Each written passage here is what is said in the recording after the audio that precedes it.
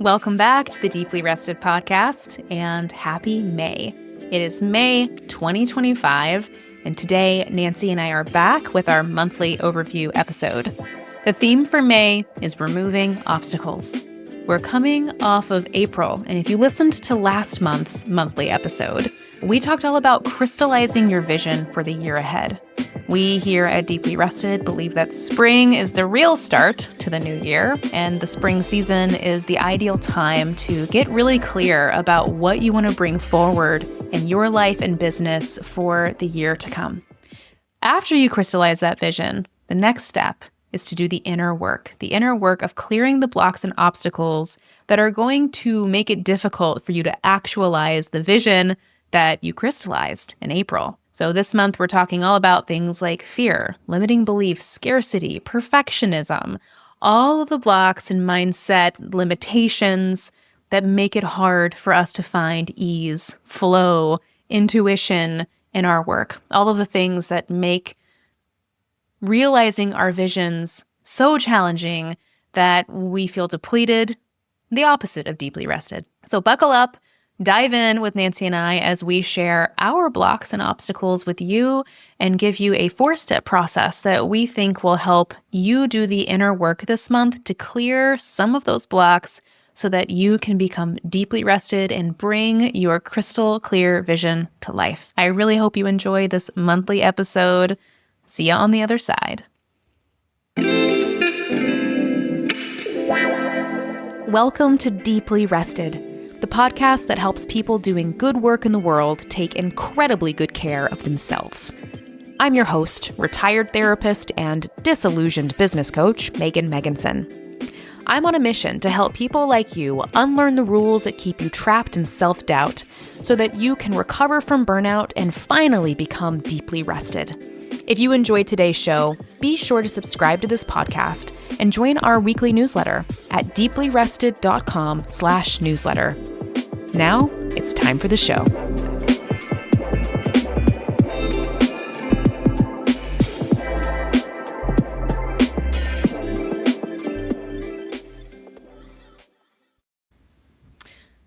Nancy, welcome back.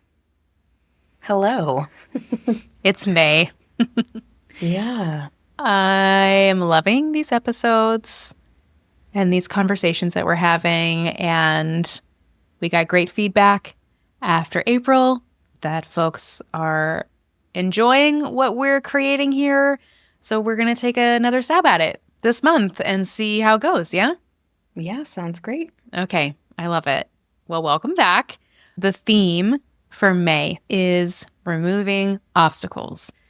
We are going to be talking today about how we release fear, limiting beliefs, scarcity, how we identify and really work with all of the things that block us from actualizing the visions that we have for our businesses.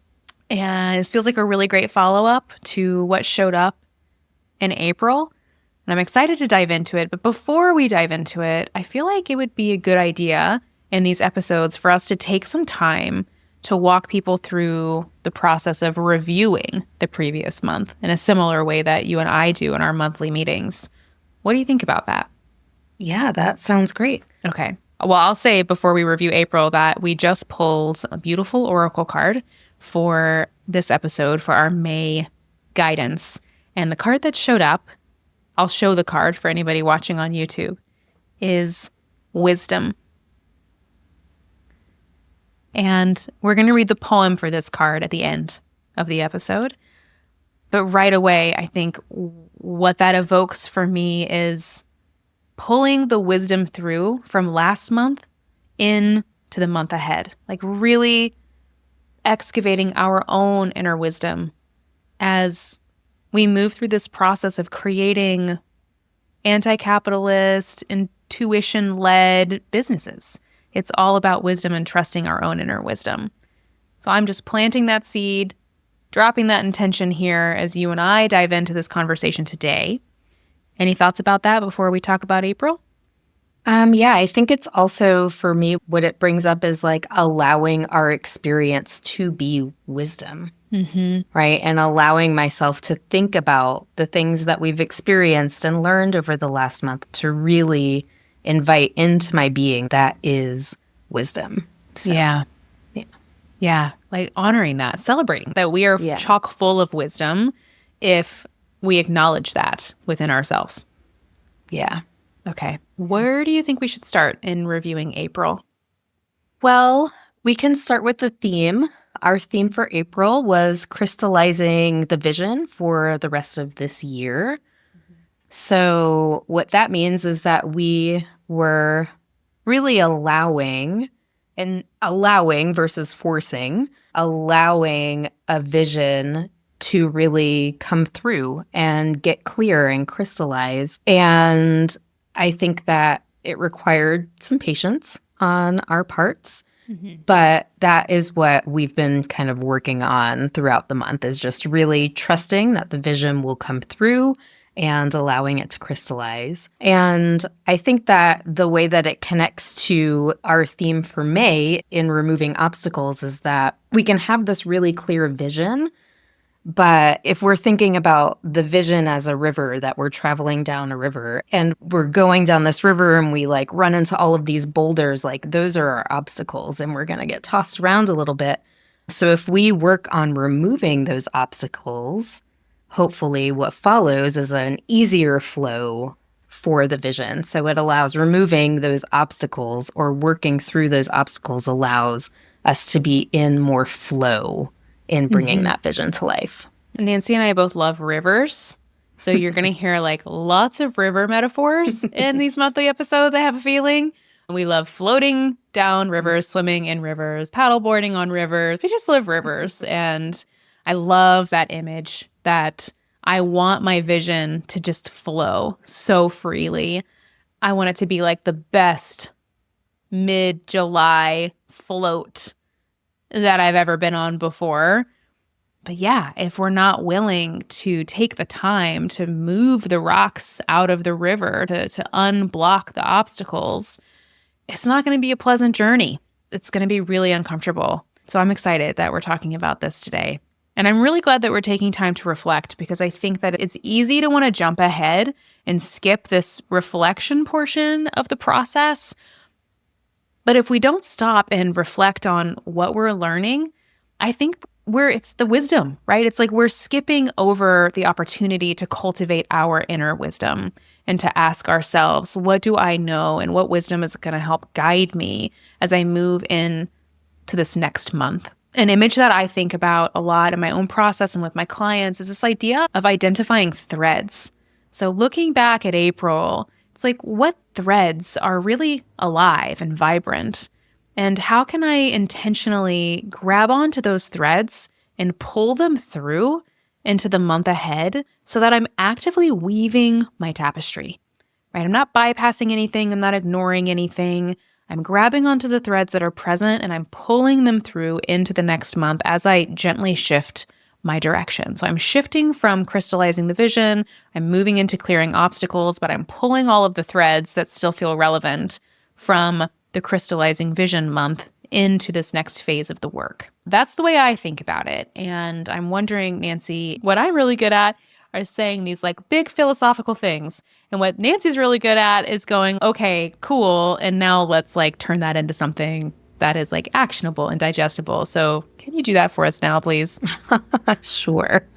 I think the best way to start would be to outline a few reflection questions that we can use to do that, to weave those threads through. So these are reflection questions that we can go through right here. Anyone who's listening can use these questions as well. And the three questions are, 1, what lessons did you learn in April?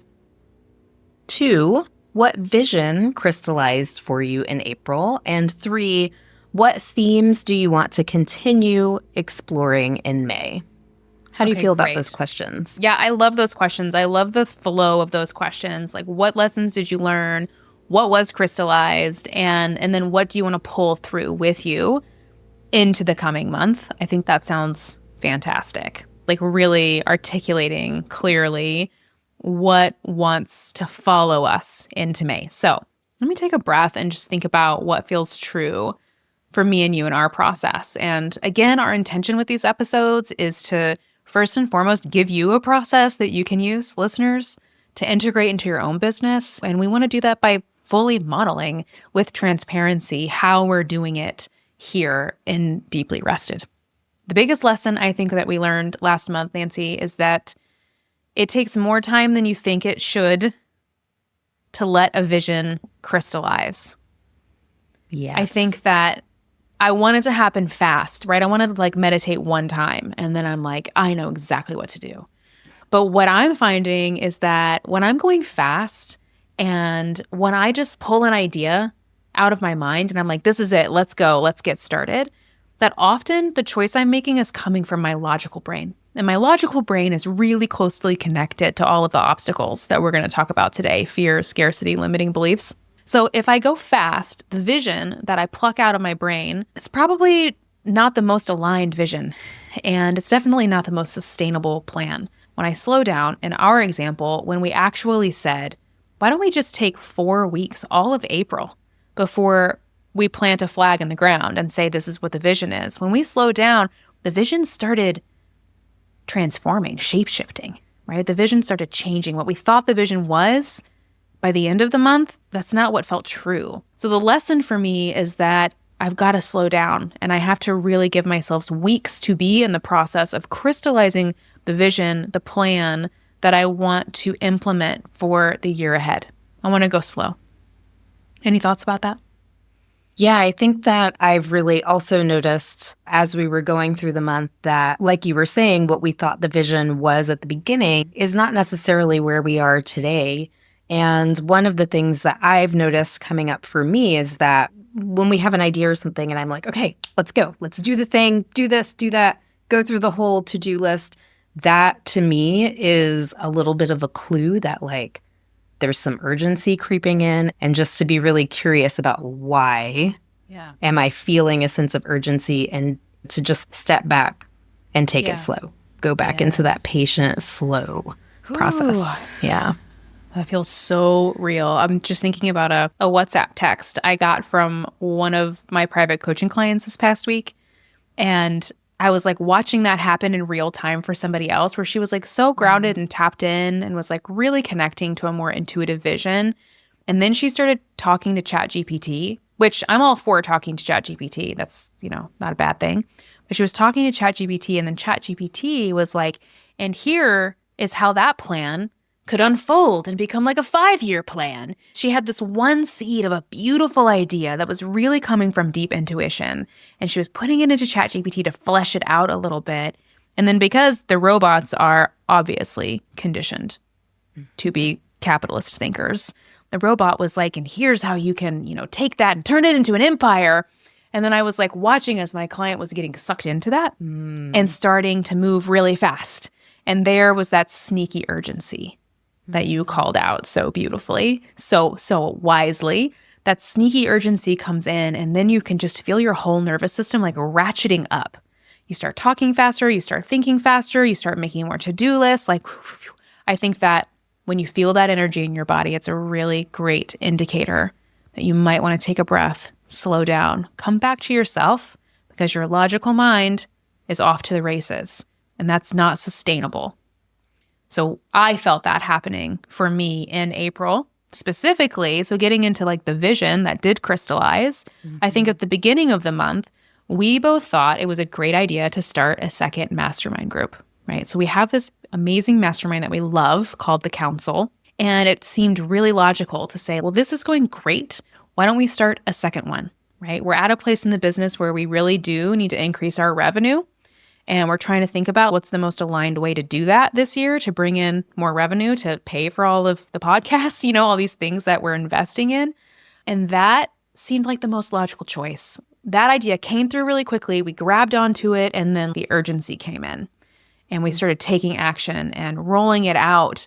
But because we were really intentionally slowing ourselves down in April, and we were going deeper, and we were asking these more intuitive questions, we started to tune in to the wisdom that wasn't the right thing. That, yeah, sure, it makes logical sense. Sure, we'd have a great time doing it, blah, blah, blah. But that wasn't actually the project or the offer that was calling to us energetically. So when we slowed down, we realized that the thing we thought made sense actually didn't feel right. Then we started asking better questions about the vision and what the vision wanted to be and what felt most aligned for us, right? Where did we feel that energy of the flowing river, of the current? And where we landed is three things. We are going to focus on this podcast this year. We're going to focus on optimizing and calling in more clients for Catalyst, which is our private coaching offering. deeplyrested.com/coaching if you're interested. And then perhaps most exciting and true to our souls, but constantly getting thrown to the sideline because of all the obstacles we're going to talk about today, really investing energy, resources, and hosting more deep rest retreats. Right? Yeah. And that was the real turning point for us in our process, was realizing that if we say yes to creating the second mastermind, we're not going to have enough energy, bandwidth, resources to bring our retreat vision to life. So it's bold, it's vulnerable, feels scary to choose this as the vision, but I think we both feel the passion. We feel the energetic alignment. So that's the vision that crystallized for us in April. We're going to continue doing a lot of things. We're going to continue maintaining our newsletter, our current mastermind, our current council group, right? We're going to maintain those things. And I see that so that everyone listening knows that as a business owner, you're constantly like maintaining some things, creating new things, and composting things that are ready to die, are ready to end.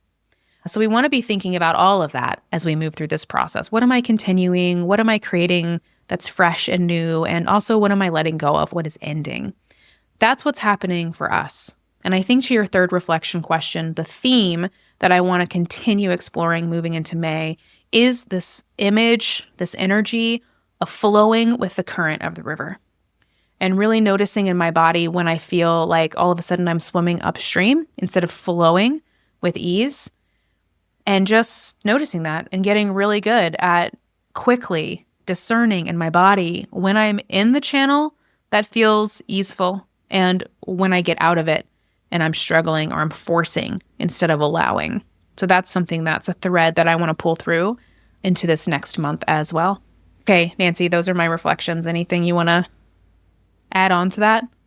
I just think it's interesting how I guess this is a very timely episode because it feels like the vision that is crystallized, we both know retreats are like the thing that we really, like, we just really want to bring this to the world. And that's the thing that we really want to focus on. And I think it is the thing that has the most obstacles, the most blocks for both of us. Yeah. And it's funny because I feel like we were in this place of like, oh, let's create or do all of these other things like a second mastermind in order to be able to do a retreat later. And it's like we're taking this thing that feels really flowy and turning it into something that feels like a heavy upstream swim instead of just like letting it flow. So I'm interested to talk about some of these obstacles. I have full body chills right now. It's so true. And this is just me speaking to my own process, but I'm so tired of getting in my own way. And I feel like I'm like an expert. I am like a professional obstacle.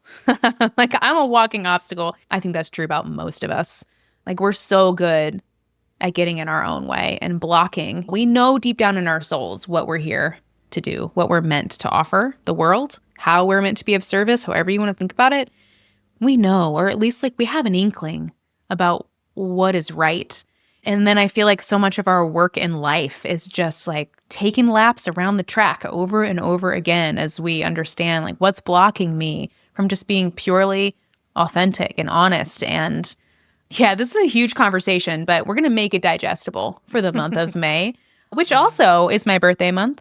Just throwing that out there. So I kind of love that too. I love that as I'm celebrating another year of my life, that there is this opportunity for me to go even deeper into the obstacles that I know I'm here to work through in this lifetime. Okay, that's enough waxing poetic about that. Let's talk about it. Let's talk about removing obstacles. So here we are. It is May. It is time to get some shit out of the way. And I guess before we dive in, I want to say that it's so common. I see it in myself. I see it in my clients. I see it in society at large. It's so common to want to skip this part of the process, right? Because when we crystallize our vision, usually the next thing that happens is we get filled to the brim with passion and excitement. And we are just yes, now that the vision's here, I'm ready to go. I'm ready to do this. And we want to ride that wave of passion into action. So we feel the excitement. We want to just jump right into implementing the plan. But when we do that, when we jump on that wave and move from idea to plan to implementation, often what we're doing is bypassing or skipping over the inner work that is here for us to do. Because business is it's just a fancy form of therapy, right? Our businesses, our creative projects, they are ripe with opportunity for us to do our own shadow work, our own healing work, whatever inner work is here for you to do in your life. Your business is offering you an opportunity to see what it is and to do it in a timely way, right? With intention. So when we bypass that part of the work, we're basically guaranteeing that we're going to struggle. The work is going to be hard. Creating the vision is going to be hard. But if we allow ourselves to really honor the seasons of our life and our businesses when the inner work wants to take center stage, if we honor that, wow, rest and ease and flow, they will show up for you on the other side of clearing your obstacles. Going back to that beautiful image of the river. When we move the blocks and the rocks, when we move them out of the river, you can just lay in your tube and float. You can close your eyes. You can just put your face in the sun and let the river take you where you were meant to go. So this month is about not bypassing, right? It really is about taking the time to go inside of ourselves to do the work that we need to do. Yeah. Yeah, I think it might be helpful to kind of name some of the most common obstacles that show up for us and that we see show up for a lot of our clients, because we all seem to be kind of circulating around a lot of these same obstacles. So I'll just list off a few, if that feels good. The biggest ones that we see come up over and over again are fear, limiting beliefs, scarcity, perfectionism, and overextending, overworking, right? Mm-hmm. Yeah. And we just, at one of our council gatherings a few weeks ago, the whole session was about clearing obstacles. It's what inspired this month's episode. And it was really interesting to see just how common the obstacles were for each person in the group. Everything was very similar, but with its own flavor. So that's what we want to offer up in this conversation is we're listing kind of broad categories, but really hear these words and interpret them through your lens, right? How do you experience fear? What do limiting beliefs sound like for you? Where are you acting from scarcity? How does perfectionism show up in your process? And then overextending was an interesting one. That was something that one of our council members shared that I hadn't thought about before as an obstacle. But she was saying, I think she actually said overstimulation. You and I in our conversations translated that into how are we overextending ourselves? But now that I say that, I'm oh, actually, those could be two separate things, couldn't they? Where am I overextending myself? Being a people pleaser, being an overfunctioner, overworking, doing these things that really exhaust me. And then another category would be overstimulation. Where am I putting myself in environments where I am getting overstimulated and then it shuts me down? Right? Am I spending too long on the computer? That's a big one for me. I get really overstimulated when I'm on the screen for too long, and then I shut down and I'm not in flow anymore. So fear, limiting beliefs, scarcity, perfectionism, overextending, becoming overstimulated, these are all blocks that show up and disrupt or interfere with the flow of the visions that we're trying to actualize. Yeah. So I'm curious, Megan, what are some of the obstacles coming up for you that you want to work on removing? Okay. Option D, all of the above. I mean, that's true, but yeah, all of the above, but I'll dial it in a little bit for the sake of just like specificity in this conversation. I think the two, maybe three obstacles that feel most alive in my body right now are limiting beliefs, perfectionism, and scarcity. And they're all connected. That's the other thing is you're going through your obstacles, like they're all connected. So, you don't have to be super black and white about it. But for me, limiting beliefs. Okay, so I have a lot of limiting beliefs. Yeah, I think it kind of boils down to me to a childhood, teenagehood, college years, where I was always kind of the black sheep, right? I was like the person, like one of these things is not like the other. That was me. And I had friends, I had community, I wasn't alone, but I was acutely aware that what I said and thought and wanted to do was always just a little bit different than what everybody else wanted all around me. And I think that implanted this faulty belief, faulty narrative inside of my nervous system that there's like always just this like little voice in the background that's like, oh, the thing you really want, other people aren't actually going to want to do that too. You really want to have a whole career of facilitating deep rest retreats or whatever the deep rest retreats want to become. You want to do that? You really want to do that? Okay, well, heads up. No one else is actually going to want that. Or not enough people are going to want it for it to be sustainable. That shows up for me a lot. That is like a limiting belief that's like really sneaky and it's so deep ingrained in me that I think I really need to do some extra work this month around spotting it. And noticing like, where is that old story showing up and getting in my way from taking the bold action that I know I need to take to make the vision reality? And can I trust that my soul is telling me the truth? I think like that's what it is, right? There's this opportunity in my own healing process to trust the voice of my soul over the voice of old stories. Okay, so that's like really working with that. Perfectionism, ongoing, I'm sure that will be like real and alive forever for me. And just noticing like where perfectionism slows me down.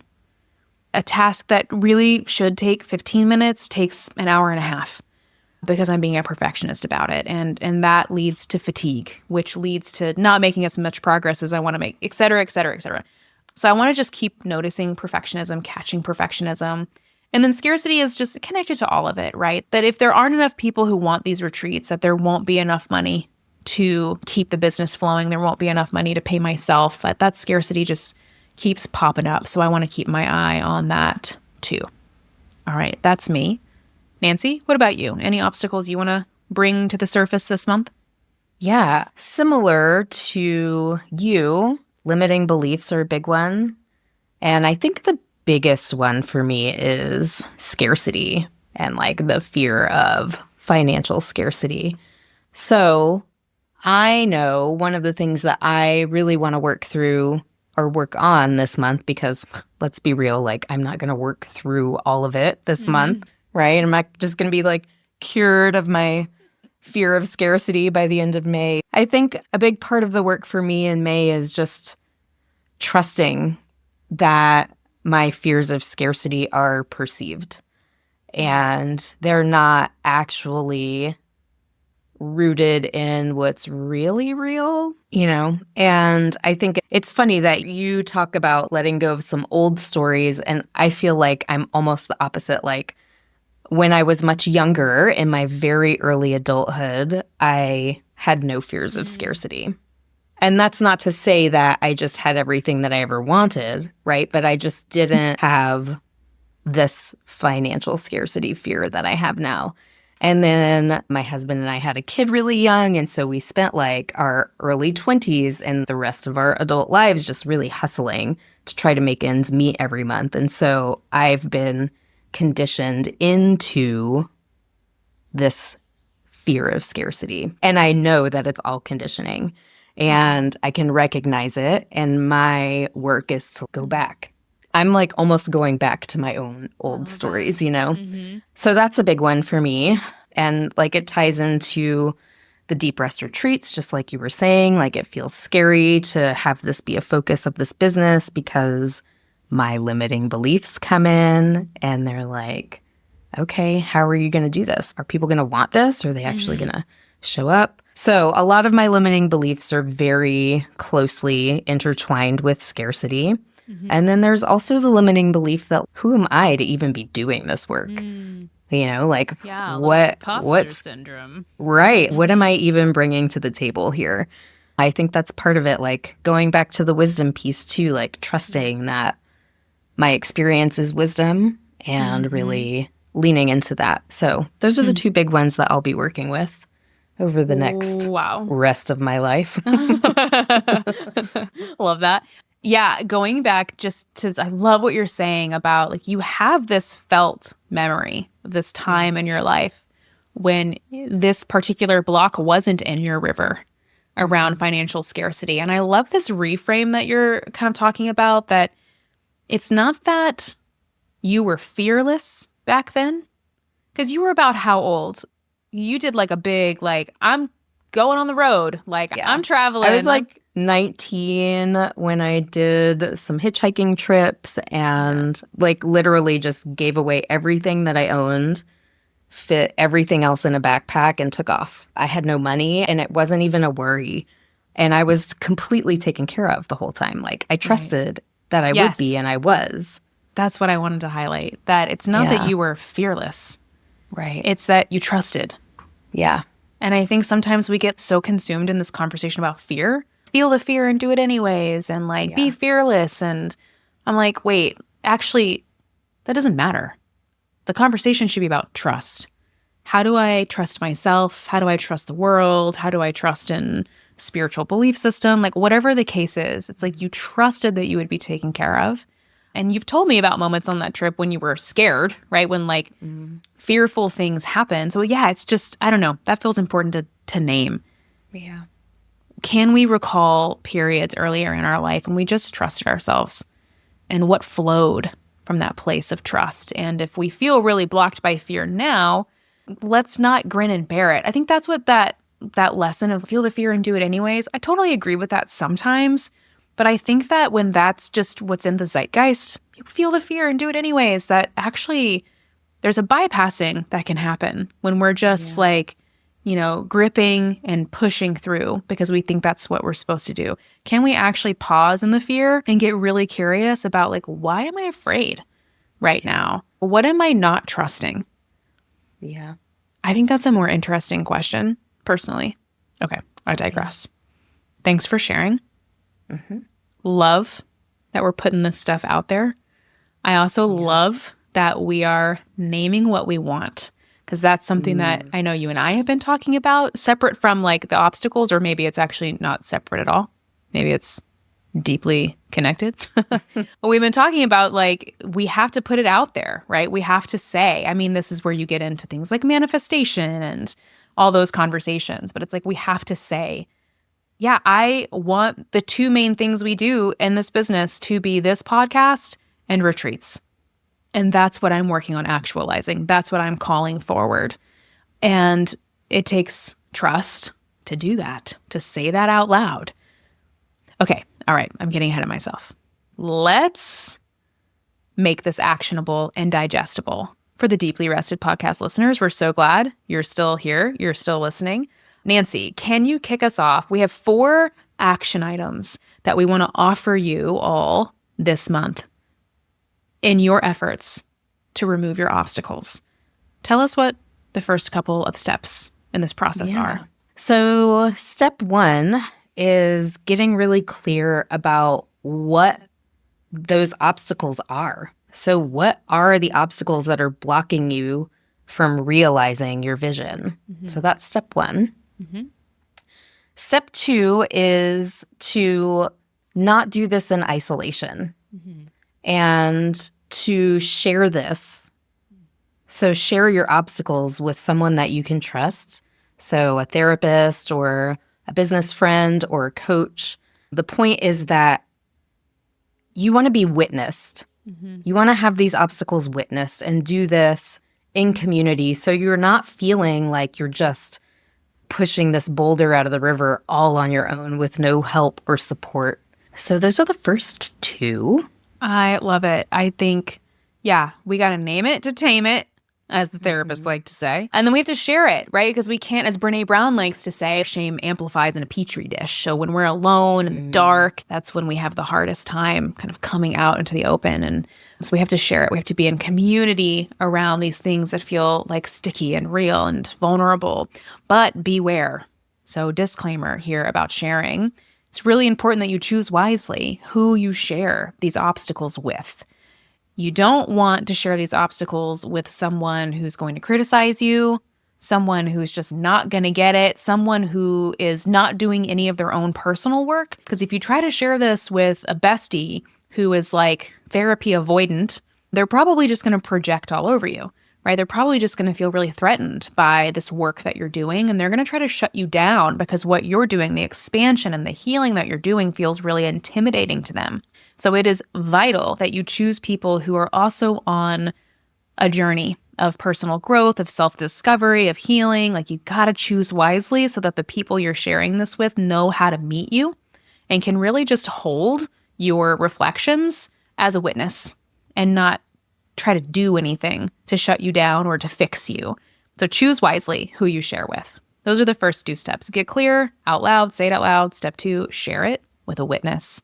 The next step, step 3 that we want to offer you this month is to identify what kind of healing work or accountability you need to do to truly begin removing these obstacles, these blocks. What is the inner work going to be for you?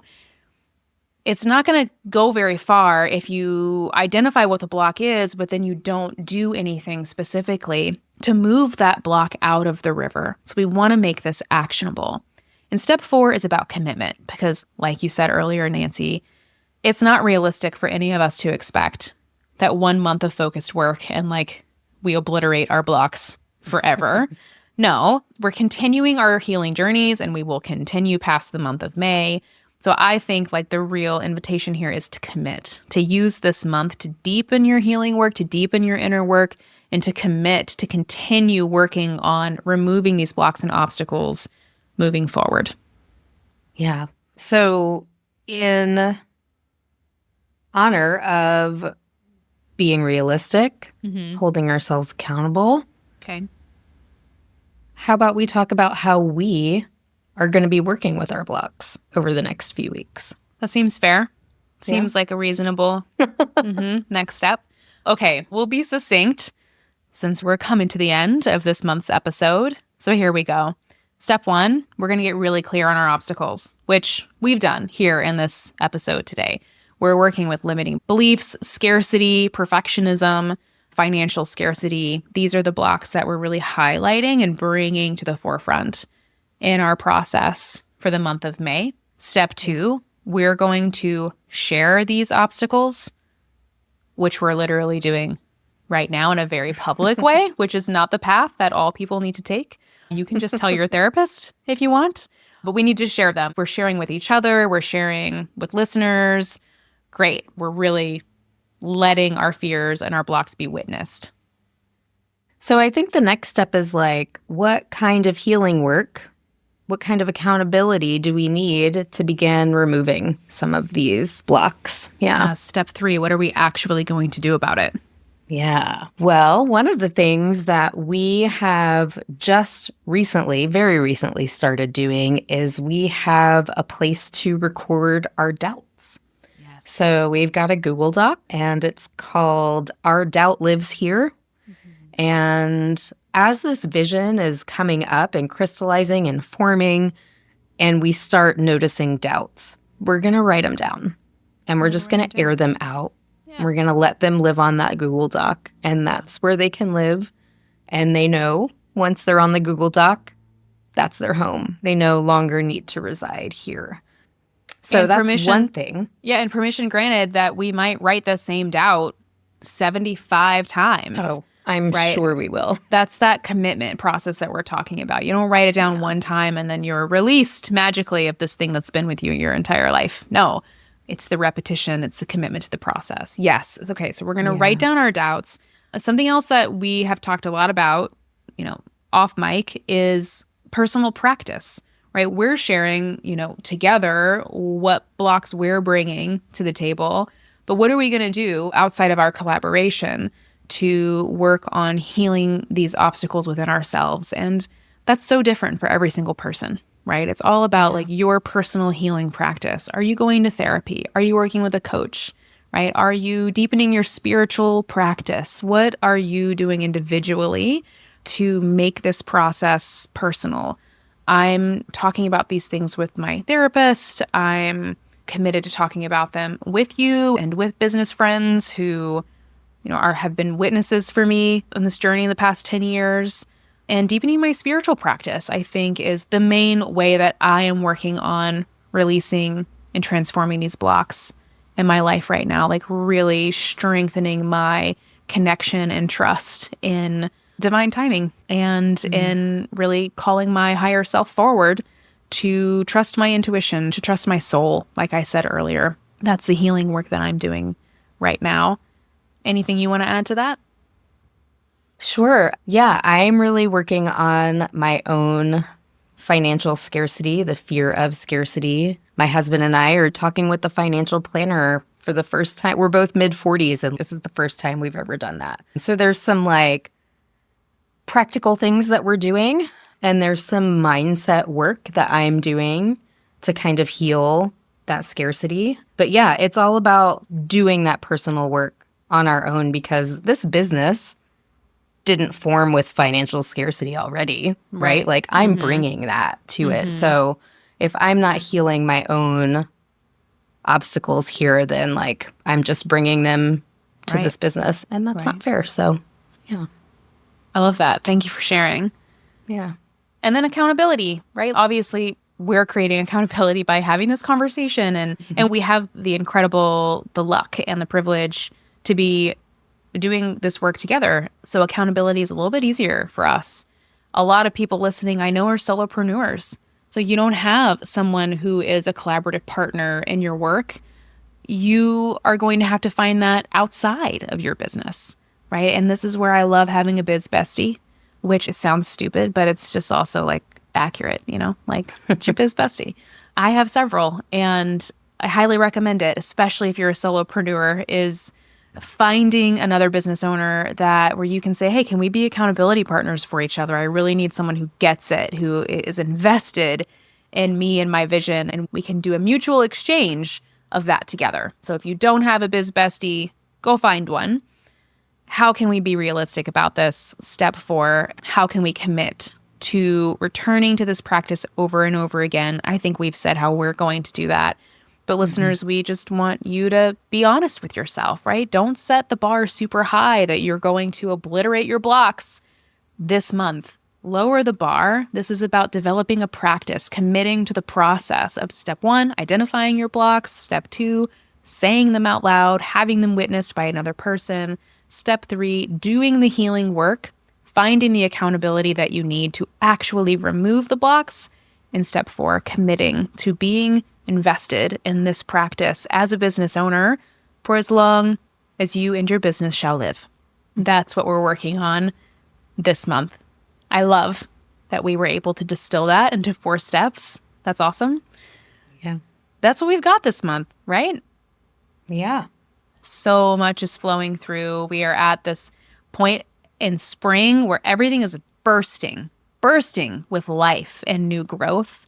When folks are listening to this, it will be right around Beltane. And this is the cross-quarter holiday between spring and summer, when creativity and sensuality and life force is just bursting through. So we invite you to just harness that energy. Really, just let yourself surrender to the energy of spring, the energy of Beltane. It is the perfect time to do this work. And you're in really good company doing it with me and Nancy. And we're so glad to have you here in the Deeply Rested universe. Before I share the poem as we close, wisdom, a couple things to shout out. If you're loving this podcast, we want to know. If you're not loving it, we also want to know. Either way, you can share your feedback via our listener survey, which we will link to in the show notes. We want to co-create this with you. We want these episodes to be so helpful for you. And we only know if we're hitting the mark with your feedback. So we would love if you could take 5 minutes to do our listener survey. And another thing you could do to really help us out if you're loving these episodes is to share them with your biz besties. Any colleagues or business owner groups you're in, people you think would enjoy these deeply rested conversations, please share the episodes. That is the greatest gift you can give to us. And of course, if you're interested in working with Nancy and I, let us know. We'd love to hear from you. You can learn more about our coaching offerings at deeplyrested.com/coaching. And for accountability, I'm throwing into the ring that when we record our June overview episode, we're going to have some update to share about the next Deep Rest retreat. I don't know what it will be. Whew. It'll be something. Does that feel like a realistic commitment, Nancy? Yeah, it feels a little scary, but that tells me that it's the right thing to do. Yes, that's right. Because we're going to trust. We're going to feel that fear, and then we're going to get curious. What is it about, and where can I expand my capacity to trust? Yeah. Wow. All right. So circling back to the oracle card we pulled at the beginning of this episode. Again, this is from a really beautiful deck called Poesis, Poesis, created by Andrea Wan, Wan. Each card has a poem, and the card that we pulled today is Wisdom. Here's the poem. An entire anthology of life has come before us. We do not exist alone or separately. We are here now because somebody else was here before. Wisdom that is honored, cherished, passed and poured into us, the temporary vessels that move through the eternity of time, is wisdom that was crystallized through someone else's effort or pain. We give thanks and acknowledge the wisdom of the past as we continue in this present moment to fill the cups of what is yet to come. So good. I think we should leave it right there, yeah? Sounds great. Happy May, everyone.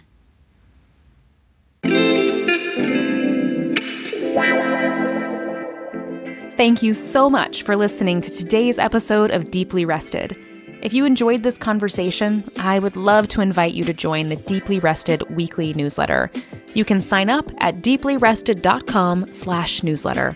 I hope to meet you in my inbox very soon.